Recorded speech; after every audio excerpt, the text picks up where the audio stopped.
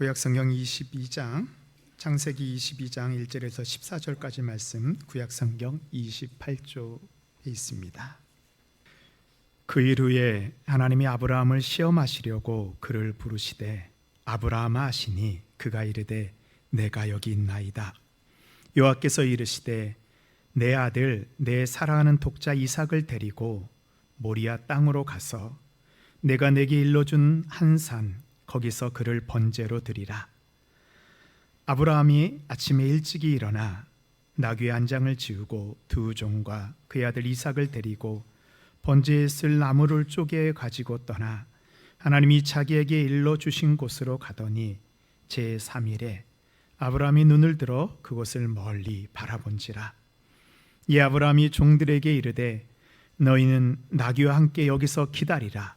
내가 아이와 함께 저기 가서 예비하고 우리가 너희에게로 돌아오리라 하고 아브라함이 이에 번제의 나무를 가져다가 그의 아들 이삭에게 치우고 자기는 불과 칼을 손에 들고 두 사람이 동행하더니 이삭이 그의 아버지 아브라함에게 말하여 이르되 아버지여 하니 그가 이르되 내 아들아 내가 여기 있노라. 이삭이 이르되 불과 나무는 있거니와 번제할 어린 양은 어디 있나이까? 아브라함이 이르되 내 아들아 번제할 어린 양은 하나님이 자기를 위하여 친히 준비하시리라 하고 두 사람이 함께 나아가서 하나님이 그에게 일러주신 곳에 이른지라. 이 아브라함이 그곳에 제단을 쌓고 나무를 버려놓고 그의 아들 이삭을 결박하여 제단 나무 위에 놓고 손을 내밀어 칼을 잡고 그 아들을 잡으려 하니 여호와의 사자가 하늘로부터 그를 불러 이르시되 아브라함아 아브라함아 하시는지라. 아브라함이 이르되 내가 여기 있나이매. 사자가 이르시되 그 아이에게 내 손을 대지 말라. 그에게 아무 일도 하지 말라.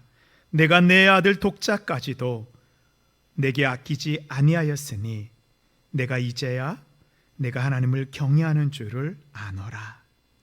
아브라함이 눈을 들어 살펴본즉 한 순양이 뒤에 있는데 뿔이 수풀에 걸려 있는지라. 아브라함이 가서 그 순양을 가져다가 아들을 대신하여 번제로 드렸더라. 아브라함이 그 땅 이름을 여호와 이레라 하였으므로 오늘날까지 사람들이 이르기를 여호와의 산에서 준비되리라 하더라. 아멘. 이것은 하나님의 말씀입니다. 오늘 성가대가 드린 찬양의 가사와 같이 우리의 평범한 일상 가운데 그 속에는 하나님의 뜻, 주의 뜻이 숨겨져 있습니다. 그런데 그 하나님의 뜻이 언제 가장 분명히 드러나게 될까요? 복효근 시인의 시 가운데 제목이 강은 가뭄으로 깊어진다. 강은 가뭄으로 깊어진다라는 시가 있습니다. 여러분, 이 강이요 언제 깊어질 것 같으세요? 우리가 흔히 생각하기에 비가 많이 내리고 홍수가 날 때 강이 깊어질 것 같습니다. 하지만 강물이 풍부한 장마철에는 오히려 강의 깊이를 가늠하기 어렵습니다. 강은요 비가 적게 내리고 가뭄이 찾아올 때 비로소 자신의 깊은 바닥을 드러내게 됩니다. 여러분, 우리의 믿음이 언제 드러날까요? 우리의 마음이 평안할 때에는, 행복할 때에는 그 깊이를 알기 어렵습니다. 우리의 삶에 뜻하지 않게 찾아오는 가뭄과 같은 시련과 시험 속에서 믿음의 참된 깊이가 드러나는 것입니다.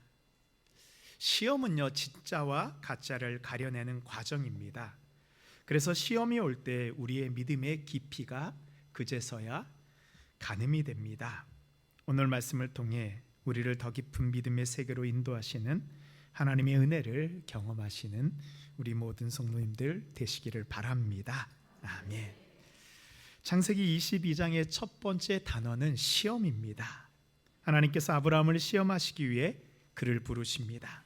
1장에 보시면 하나님이 아브라함을 시험하시려고 그를 부르시되, 믿음의 조상 아브라함의 그 믿음이요 그 시험대 위에 올려집니다.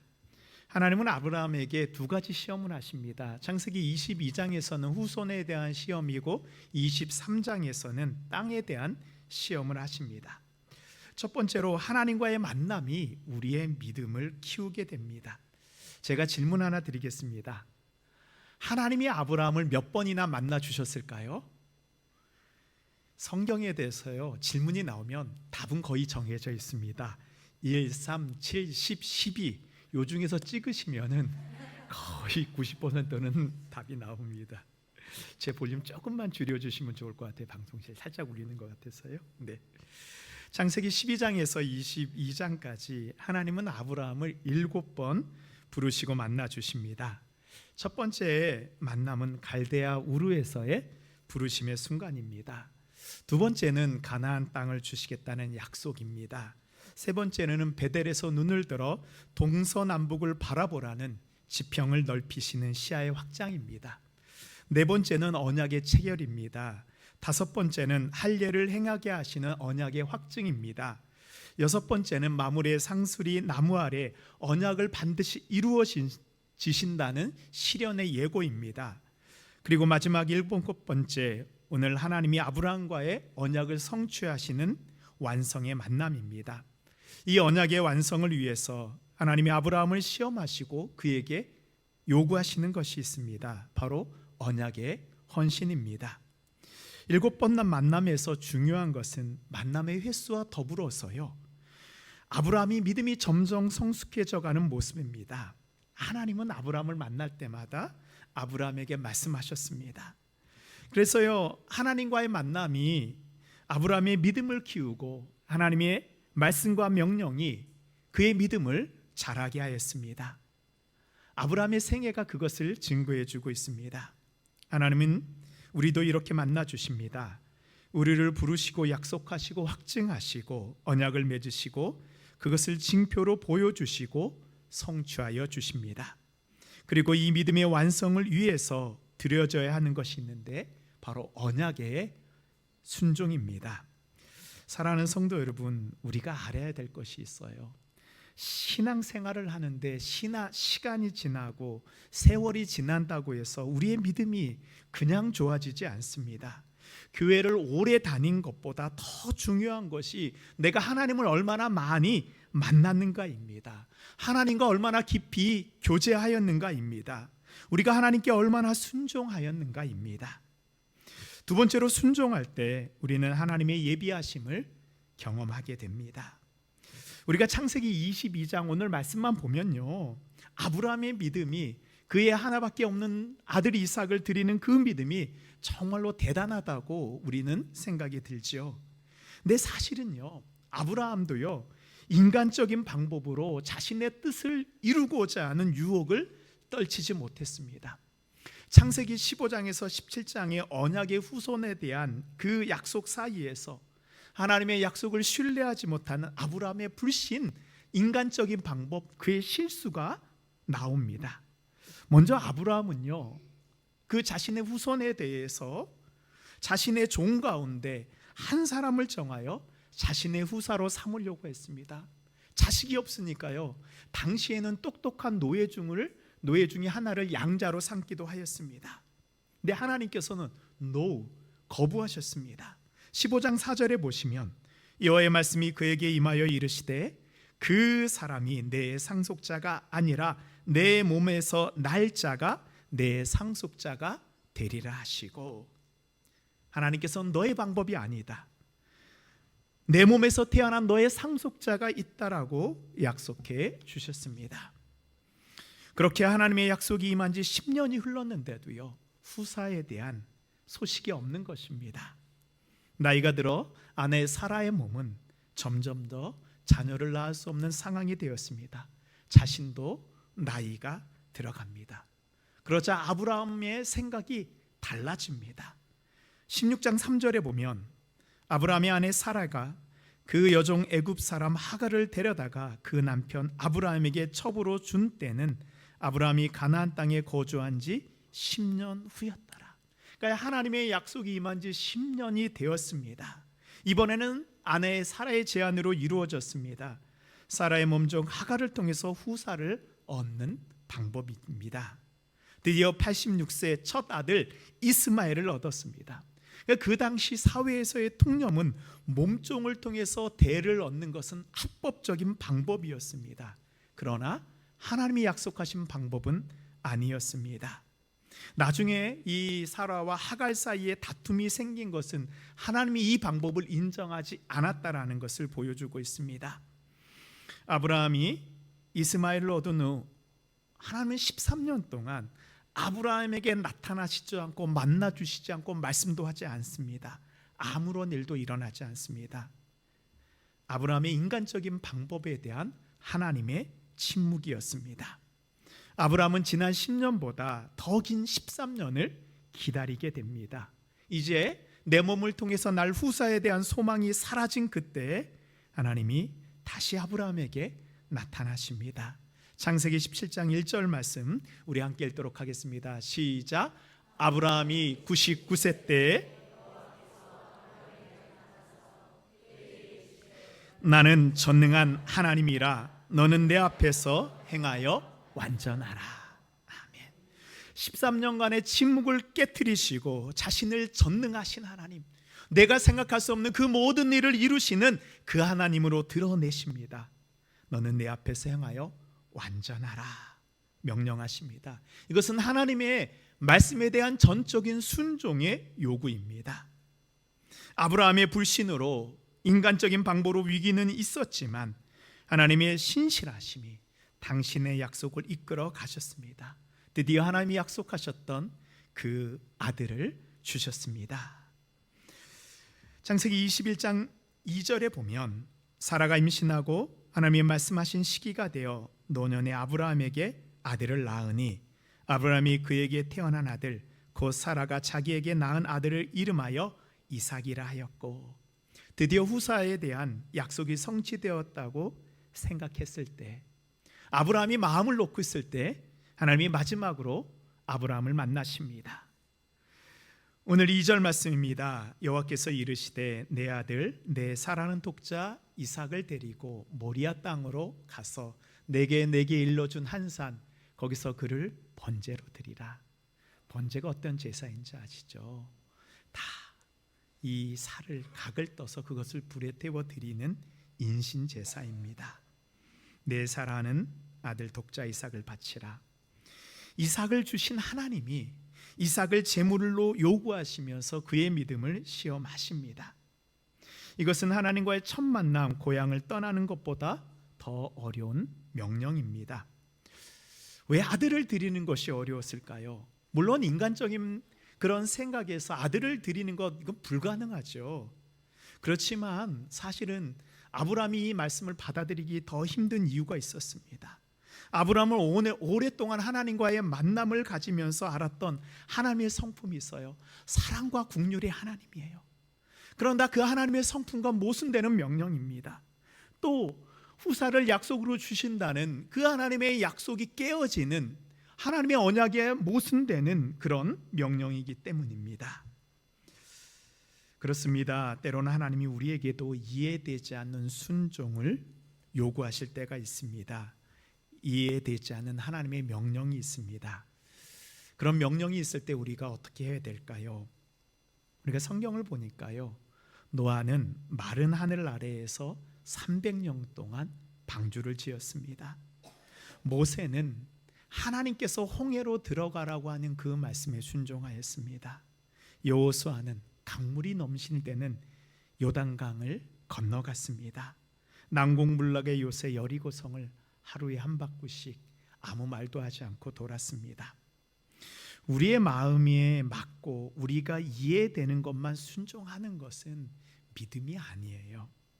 하나님의 말씀이 이해가 되지 않을 때라도 순종해야 하는 것입니다. 순종은 이해의 결과가 아니라 신뢰의 열매입니다. 만남의 열매입니다. 하나님을 신뢰하는 자만이 이해할 수 없는 말씀에도 아멘으로 대답할 수 있습니다. 이해할 수 없는 명령에 그러나 아브라함은 일찍 일어나 하나님이 말씀하신 그곳으로 떠납니다. 3절 말씀에 보니 아브라함이 아침에 일찍이 일어나 나귀의 안장을 지우고 두 종과 그의 아들 이삭을 데리고 번제에 쓸 나무를 쪼개 가지고 떠나 하나님이 자기에게 일러주신 곳으로 가더니 하나님의 말씀에 아브라함은 단 한마디의 질문도 하지 않습니다. 말없이 묵묵히 하나님의 말씀에 순종하는 그의 모습은 아브라함이 얼마나 성숙했는지를 보여주고 있습니다. 15장, 16장, 17장, 18장의 모습과는 다릅니다. 아브라함의 신앙은요, 오랜 시간 동안 인내와 시련으로 형성된 믿음이었습니다. 하나님과의 오랜 관계 속에서 신뢰가 쌓인 결과입니다. 모리아산에 다 올라가자 이삭이 아브라함에게 묻습니다. 아버지, 번제할 어린 양은 어디에 있습니까? 아브라함은 잠시 멈추고 하늘을 바라봅니다. 8절 말씀입니다. 내 아들아, 번제할 어린 양은 하나님이 자기를 위해서 친히 예비하시리라. 아브라함은 아무것도 보이지 않았지만 하나님이 준비하셨다고 대답합니다. 우리 9절 말씀입니다. 하나님이 그에게 일러주신 곳에 이른지라 이에 아브라함이 그곳에 제단을 쌓고 나무를 버려놓고 그의 아들 이삭을 결박하여 제단 나무 위에 놓고 손을 내밀어 칼을 잡고 그 아들을 잡으려 하니 이제 이삭을 눕히고 아브라함이 이삭을 향하여서 칼을 듭니다. 이삭을 향하여 칼을 든 그의 모습은 이제 자신의 힘으로는 자신의 방법으로는 기업을 이을 자를 만들어내려는 아브라함의 예전의 모습이 아닙니다. 하나님을 전적으로 신뢰하는 모습입니다. 아브라함은 자식보다 자식을 주신 하나님을 더 신뢰했길래 바로 칼을 들 수 있었습니다. 이런 아브라함의 모습을 사도 바울은 로마서 4장에서 이렇게 말씀하고 있습니다. 로마서 4장 17절 말씀에 보면 그가 믿은 바 하나님은 죽은 자를 살리시며 없는 것을 있는 것으로 부르시는 이시니라. 아브라함이 바랄 수 없는 중에 바라고 믿었으니 100세의 이삭을 낳은 것이 인간의 가능성을 넘은 것처럼 죽은 이삭도 살리실 것을 아브라함은 믿었습니다. 아브라함이 모리아 산에 올라갈 때요, 이제 아브라함은 종들을 산 아래에 있게 하고 이삭과 단둘이 올라갑니다. 이제 이삭을 번제로 드리고 나면 아브라함은 어떻게 하죠? 혼자 그 산에서 내려와야 합니다. 근데 아브라함이 종들에게 이렇게 얘기하고 올라갑니다. 5절 말씀 보면 이에 아브라함이 종들에게 이르되 너희는 나귀와 함께 여기서 기다리라. 내가 아이와 함께 저기 가서 예배하고 우리가 너희에게로 돌아오리라. 우리는 누구죠? 이삭과 아브라함입니다. 반드시 이삭과 함께 내가 내려오겠다. 아브라함은 두 가지 신앙을 가졌습니다. 없는 이삭을 태어나게 하는 것을 믿는 창조 신앙입니다. 죽은 이삭을 살리는 부활 신앙입니다. 그렇게 생명을 창조하신 하나님, 생명을 살리시는 하나님을 신뢰하며 순종하였습니다. 아브라함이 하나님께 절대적인 순종을 드리자 이번에는 하나님이 그의 믿음을 확증하여 주십니다. 우리 12절 말씀에 보면 내가 내 아들 내 독자까지도 내게 아끼지 아니하였으니 내가 이제야 내가 하나님을 경외하는 줄을 아노라. 이제 내가 나를 경외하는 줄 내가 알게 되었다는 이 말씀은요, 그냥 하나님을 경외했다라는 그 아브라함의 모습을 이야기하는 것이 아닙니다. 하나님의 말씀이 아브라함을 통해서 그대로 이루어졌다라는 완성의 말씀입니다. 하나님이 말씀하시니 아브라함에게 그대로 이루어졌습니다. 이제 아브라함은요, 하나님이 말씀하시는 그 모든 것을 그대로 이룰 수 있는 사람이 된 것입니다. 하나님이 우리에게 원하시는 믿음이 있습니다. 하나님의 말씀이에요. 신뢰하는 믿음입니다. 내 생각대로 계산하지 않은 믿음입니다. 말씀이 그대로 이루어질 것을 순종하는 믿음입니다. 우리가 매 주일마다 예배 시간에 고백하는 것이 있어요. 오늘 우리도 고백한 사도신경입니다. 사도신경은 우리가 무엇을 믿고 있는지를 말하고 있습니다. 사도신경에는 세 가지 우리의 신뢰의 대상, 믿음의 대상이 나옵니다. 창조주 하나님을 믿습니다. 우리 주 예수 그리스도를 믿습니다. 성령을 믿습니다. 여기서 믿습니다라는 말은요, 이 라틴어로 크레도라는 그런 단어입니다. 여기서 이 크레는 마음, 심장을 상징하고요, 도는 드리다예요. 그래서 크레도는 나의 심장을 드립니다, 나의 마음을 바칩니다 라는 그런 의미를 가지고 있습니다. 종교개혁자 깔뱅은요, 자신의 가문을 나타내는 엠블럼을 이렇게 그렸습니다. 한 손이 하늘을 향해 들고 있는데 그 손 위에 불타는 심장이 놓여져 있습니다. 그리고 그 아래에는 이렇게 쓰여져 있습니다. 꼬르메움 티비 오페로 도미네 프로무테 에트 신체레. 주님, 내 심장을 주님께 바칩니다. 신속하고 진실하게 드립니다. 심장을 바치는 것은 내 전부를 드리는 것입니다. 나의 전부를 드릴 때요, 주님이 나의 전부가 되고 주님의 말씀이 우리에게 이루어지게 됩니다. 우리가 22장의 말씀을 읽으면서 깨닫게 되는 것이 있습니다. 22장 우리 13절 말씀 우리 함께 읽도록 하겠습니다. 시작. 아브라함이 눈을 들어 살펴본즉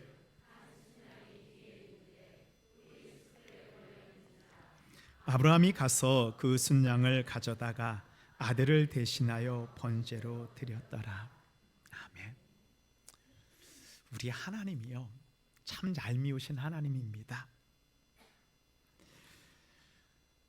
조금만 좀 더 일찍 보여주시면 얼마나 좋았을까요? 하나님은 이미 예비해 놓으셨습니다. 하나님께서는 이삭을 대신할 순양을 이미 준비해 두셨습니다. 그 순양이 언제부터 그곳에 있었을까요? 아브라함이 이삭을 드리기 전에도 그 순양은 있었습니다. 그러나 그 순양이 아브라함의 눈에 보이지 않았습니다. 그 순양이 미리 보였으면 아브라함이 순양을 잡아서 하나님께 드렸을 것이죠.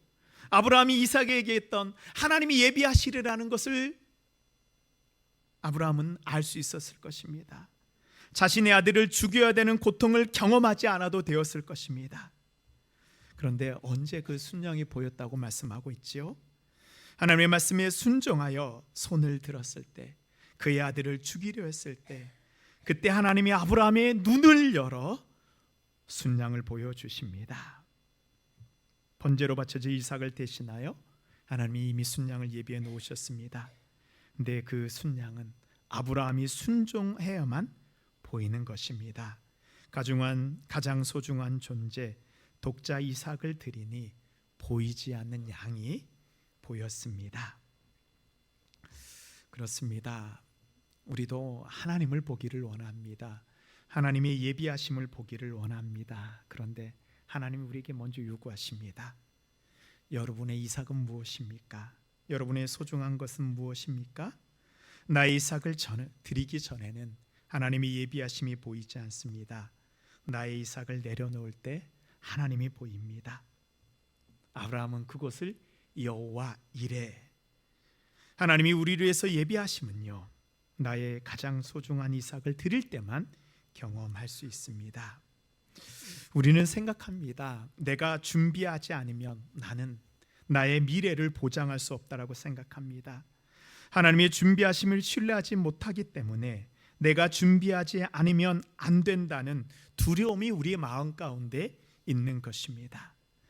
우리 하나님이 여호와 이레의 하나님인 것을 믿고 담대히 나아가십시오. 하나님께서 이미 우리를 위해서 예비해 놓으신 것을 믿으시기 바랍니다. 사랑하는 성도 여러분, 아브라함은 독자 이삭을 드릴 때 하나님은 이미 순양을 예비해 놓으셨습니다.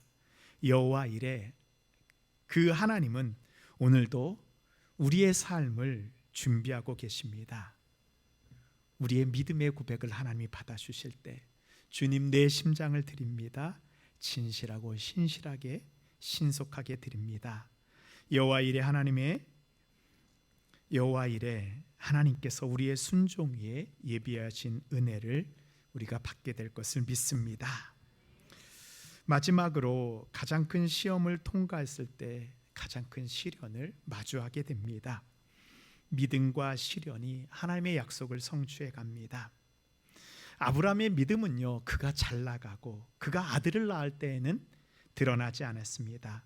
자신 앞에 있는 시험 앞에서 그의 믿음의 깊이가 비로소 드러나게 되었습니다. 우리가 창세기를 읽으면서 하나님께서 아브라함에게 약속한 두 가지가 있었습니다. 하나는 후손을 주시겠다는 약속이고 하나는 땅을 주시겠다는 약속입니다. 이 후손의 약속은 이제 22장에 이삭을 드림을 통해서 완성이 되었습니다. 그러나 땅을 기업으로 주신다는 약속은 여전히 아브라함에게 이루어지지 않았습니다. 이삭을 얻었는데도 아브라함은 여전히 정착할 곳이 없는 땅 한 평이 없어서 이리저리 떠돌아다니는 나그네로 살았습니다. 그래서 성경을 보면요, 아브라함은 자신을 나그네라고 표현하고 있습니다. 하나님께서 아브라함에게 주신다는 땅의 약속은 언제 어떻게 이루어졌을까요? 이제 23장은요, 그 시험을 넘어 아브라함에게 시련이 찾아옵니다. 바로 사라의 죽음입니다. 우리 사람이 겪는 가장 큰 시련 가운데 그 첫 번째는 배우자를 잃어버리는 거라고 합니다. 그 다음이 부모를 잃고 자식을 잃는 것입니다. 23장 2절 말씀에 보면 사라가 가나안 땅 헤브론 곧 기럇 아르바에서 죽음에 아브라함이 들어가서 사라를 위하여 슬퍼하며 애통하다가 갈대아 우르에서부터 하나님의 약속을 붙잡고 일평생 함께하였던 믿음의 동역자요 동지인 아내입니다. 아들을 기르는 가장 큰 시험을 통과한 아브라함이 사라가 죽는 가장 큰 시련과 마주하게 됩니다. 창세기 23장은요, 이 아브라함이 사라의 매장지를 구하는 그런 모습이 그려지고 있습니다. 3절 말씀에 보면 그 시진 앞에서 일어나 나가서 헷족 속에게 말하여 이르되 나는 당신들 중에 나그네요 거류하는 자이니 당신들 중에서 내게 매장할 소유지를 주어 내가 나의 죽은 자를 내 앞에서 내어다가 장사하게 하시오. 아내를 잃은 것도 큰 상실인데 아내를 묻을 땅이 없어요. 낙심이 얼마나 컸을까요? 정말로 땅에 대한 하나님의 그 약속이 이루어져야 되는 절실한 상황입니다. 이런 시련의 상황이 이제 아브라함이 땅에 대한 믿음을 증명하는 시간이 됩니다. 그가 얼마나 하나님의 약속을 신뢰하고 있는지 그 믿음이 증명되는 마지막 시험의 순간입니다. 아브라함은 가나안 땅을 소유하고 있는 헷족 속에게 내 아내 사라를 매장할 소유지를 사겠다고 부탁합니다. 그러자 헷족 속이 이렇게 말합니다. 6절 말씀입니다. 내 주여 들으소서. 당신은 우리 가운데 있는 하나님이 세우신 지도자이시니 우리 모실 중에서 좋은 것을 택하여 당신의 죽은 자를 장사하소서. 우리 중에서 자기 묘실에 당신이 죽은 자 장사함을 금할 자가 없으리이다. 여기서 묘실은요, 당시의 고대 중동의 묘실은 이렇게 굴을 의미합니다. 거기서는 석회질 지형이기 때문에 많은 굴들이 있었습니다. 해쪽 속은 이야기합니다. 우리가 당신을 하나님이 세우신 지도자 선지자로 여기니 여기 원하는 땅에 마음대로 장사하십시오. 너무 친절하게 얘기하죠. 그래 아브라함은 이야기합니다. 소아의 아들 에브론의 땅 가운데 마물의 막벨라 굴을 요청합니다. 그리고 공짜가 아닌 충분한 대가를 드리고 매장할 소유지를 삼겠다고 말합니다.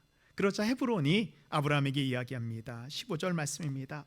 내 주여 내 말을 들으소서. 땅값은 은 400세겔이나 그것이 나와 당신 사이에 무슨 문제가 되리이까? 당신의 죽은 자를 장사하소서.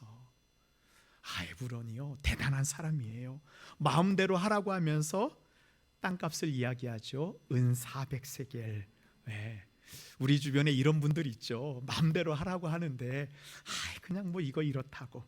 그런데요, 당시에 은 400세겔이 어느 정도의 가치를 가지는지 아세요? 노예 15명을 살 수 있고요, 이런 밭을 8개나 살 수 있는 엄청난 금액이에요. 그러니까요, 에브론은 당신의 통상적인 거래보다 8배나 더 비싸게 값을 부른 것입니다. 말로는 그냥 줄 것 같지만 사실 엄청나게 큰 금액을 요구합니다.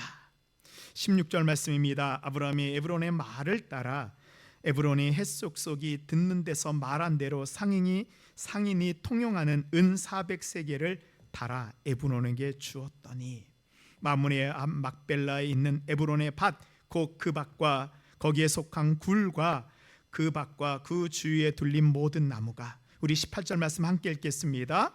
성문에 들어온 모든 헷족속이 보는 데서 아브라함의 소유로 확정된지라. 아멘. 아브라함이요, 한 푼도 깎지 않고 다 지불합니다.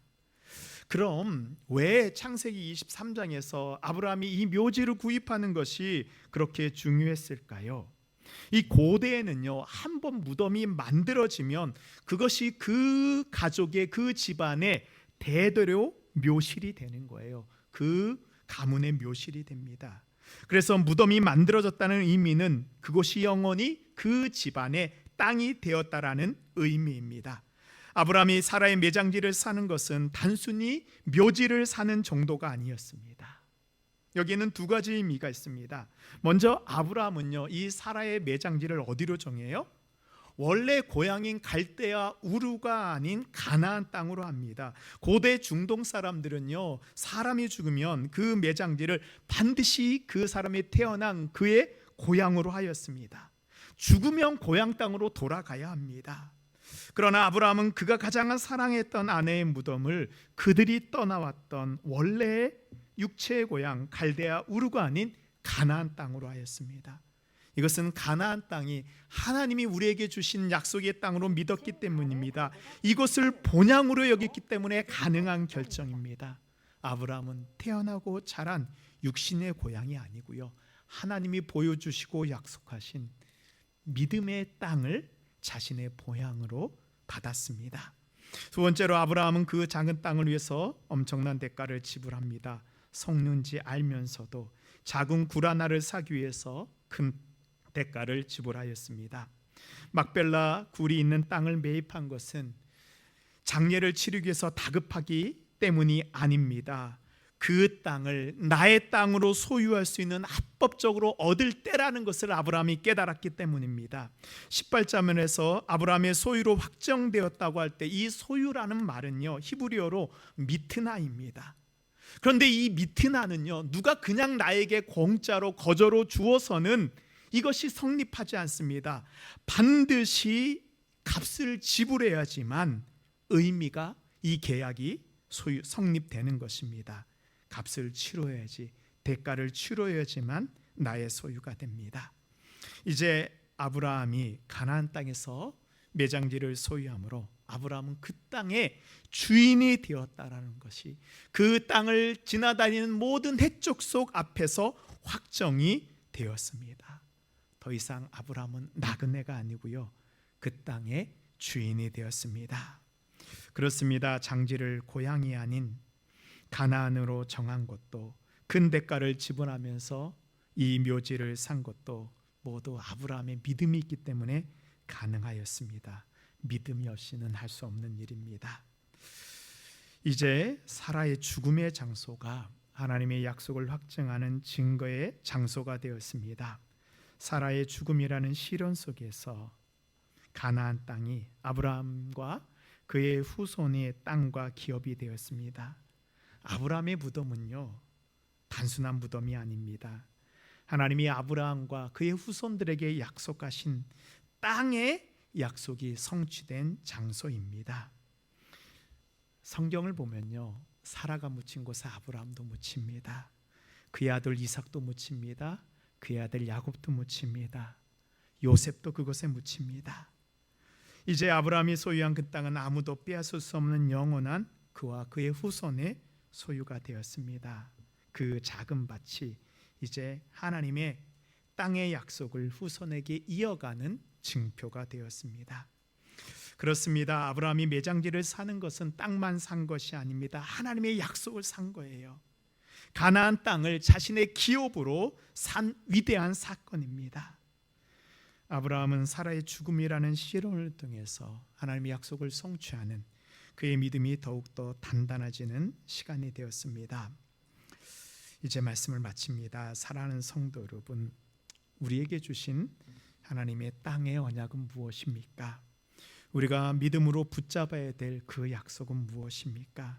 아브라함의 언약의 성취는 오늘 우리에게도 동일하게 적용되고 있습니다. 지금 우리가 그 약속의 땅을 소유하기 위해서 우리가 지불해야 되는 그 막벨라 굴의 대가는 무엇입니까? 나와 나의 후손의 기업이 되기 위해서 우리가 믿음으로 사야 되는 여러분의 막벨라 굴은 어디에 있습니까? 바로 하나님께서 원하시는 우리의 헌신, 우리의 재능, 우리의 시간, 우리의 물질, 우리의 가정입니다. 언약의 땅을 나의 소유, 나의 기업으로 삼기 위해서 그 대가가 우리가 생각하는 것보다 비록 클지라도, 그 대가가 어려울지라도 두려워하지 마십시오. 담대한 믿음으로 하나님의 약속을 붙잡으십시오. 우리의 가장 소중한 것을, 그 대가를 하나님께 치르고 내어드릴 때 하나님께서는 우리의 삶 속에 아브라함과 같이 이미 순양을 예비해 놓으셨습니다. 우리의 막벨라 굴을 소유하기 위해서 하나님께 순종하고 우리를 담대히 올려드릴 때 우리는 여호와 일에 하나님의 예비하심을 우리의 삶 속에서 경험하게 될 것을 믿습니다. 아멘.